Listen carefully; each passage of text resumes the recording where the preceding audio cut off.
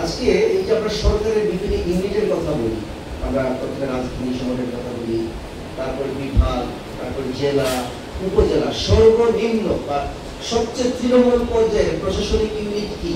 সেটার নাম হচ্ছে ইউনিয়ন, তাই তো? আমরা যে বলি সরকার এই করেছে বা সরকার ভালো কাজ করছে বা সরকার এই সাহায্য করতে পারে, এই সরকারকে কি দেখা যায়? সরকার একটি ধারণা কি, কিন্তু কোন কোন ব্যক্তি বা গোষ্ঠী সরকারকে প্রতিনিধিত্ব করে, তাই না?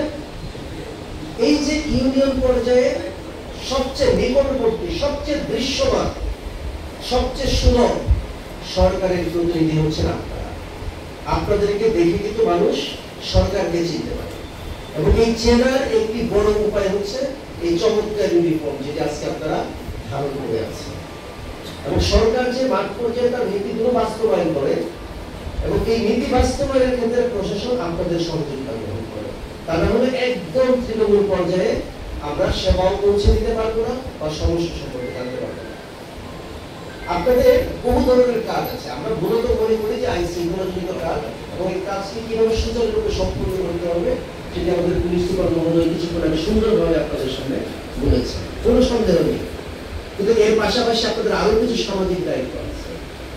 ইউনিয়ন পরিষদের যে নানাবিধ কার্যাবলী, সেখানে ইউনিয়ন পরিষদের চেয়ারম্যান বা অন্যান্য সদস্যরা যারা কাজ করেন, স্থায়ী কমিটি যে বিষয়গুলো নিয়ে কাজ করেন, এই কাজগুলো বাস্তবায়নে আপনাদের শক্তিশালী ভূমিকা।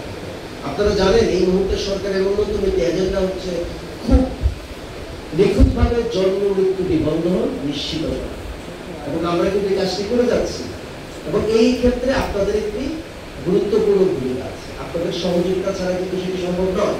একটি সুখবর এই ক্ষেত্রে আপনাদেরকে নেই, বিগত 2টি মাসে এই জন্ম মৃত্যু নিবন্ধনে লক্ষ্মীপুর জেলা সারা বাংলাদেশে অত্যন্ত কৃতিত্বের স্বাক্ষর রেখেছে। কখনো প্রথম হয়েছে, কখনো দ্বিতীয় হয়েছে, অন্তত 10-এর মধ্যে ছিলই গত কয়েক মাসের একটি ধারাবাহিকতা।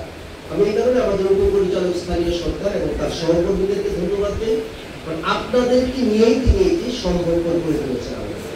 এটি প্রমাণ করে যে আপনারা যদি চান, শুধু জন্ম মৃত্যু নিবন্ধনের ক্ষেত্রে নয়, আরো বহু ক্ষেত্রে লক্ষ্মীপুর জেলাকে আমরা বাংলাদেশের প্রথম, দ্বিতীয় বা তৃতীয় স্থানে অধিষ্ঠিত করতে পারি। মাধ্যমে আমাদের অনেক তথ্য জানতে হয়, আইন শৃঙ্খলা প্রসঙ্গ স্বাভাবিকভাবে এসেছে।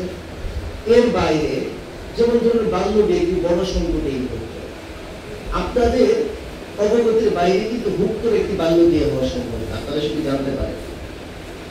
কিংবা ধরুন পারিবারিক নির্যাতন, তাই না, ডোমেস্টিক ভায়োলেন্স যেটি কারণে, সেটি যৌতুকের কারণে হতে পারে। আরো একটি আইন বাংলাদেশে প্রচলিত হয়েছে, আপনারা নিশ্চয়ই জানেন, যে পিতা মাতার ভরণ পোষণ আইন, তাই না? গ্রামাঞ্চলের অনেক জায়গায় আছে না, যে বাবা মাকে দেখে না, ফেলে রাখে, অসুস্থ হয়ে যাবে, নিজে নিয়েও কিন্তু সহিংসতা বা আইন শৃঙ্খলা পরিস্থিতির অবনতি ঘটে। এই সব কিছু সম্পর্কে কিন্তু আপনারা সজাগ ধারণা রাখেন, এবং এটি যদি আপনারা উপজেলা নির্বাহী অফিসার বা থানার ভারপ্রাপ্ত কর্মকর্তা বা অন্য সংশ্লিষ্ট কর্মকর্তাকে জানান, ইউনিয়ন পরিষদ চেয়ারম্যানকে জানান, তাহলে কিন্তু দ্রুত গতিতে পদক্ষেপ নেওয়া সম্ভব হয় এবং আমরা সমস্যাটি সমাধান